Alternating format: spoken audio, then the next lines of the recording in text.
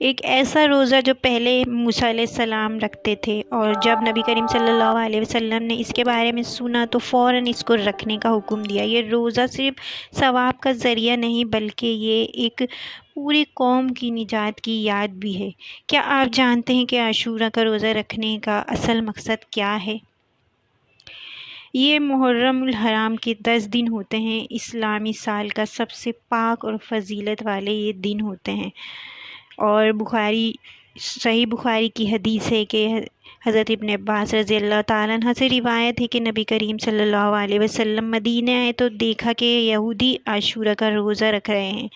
آپ نے فرمایا کہ یہ کیا ہے؟ انہوں نے کہا کہ یہ وہ دن ہے جب اللہ نے موسیٰ علیہ السلام کو بنی اسرائیل کو فرعون سے نجات دی۔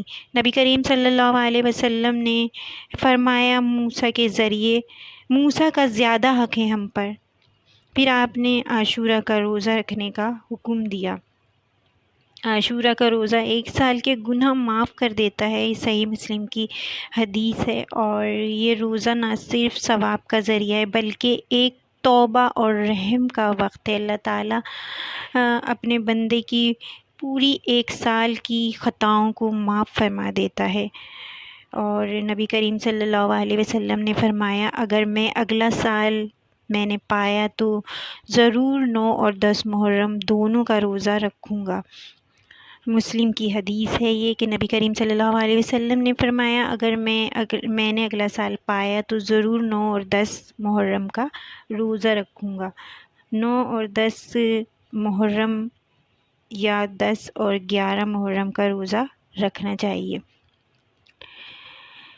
حضرت موسیٰ علیہ السلام نے اس دن اللہ کا شکر ادا کرتے ہوئے روزہ رکھا، اور فرعون اور اس کی فوج سے ان کو اس دن اللہ تعالیٰ نے نجات دی اور ان کو دریا میں ڈبو دیا گیا۔ حضرت امام حسین رضی اللہ تعالیٰ عنہ کی شہادت بھی اس دن ہوئی، اور 61 ہجری کو کربلا میں۔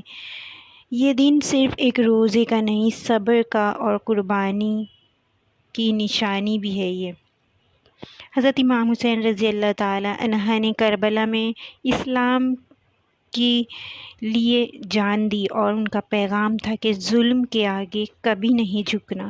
تو 10 محرم کا روزہ رکھنے کی 9 اور 10 کا محرم کا روزہ رکھنے کی اللہ تعالیٰ ہمیں توفیق عطا فرمائے، اور جو لوگ 9 اور 10 محرم کے روزے رکھتے ہیں اللہ تعالیٰ یا رکھیں گے، اللہ تعالیٰ ان تمام کے روزے اپنی بارگاہ میں قبول فرمائے۔ آمین۔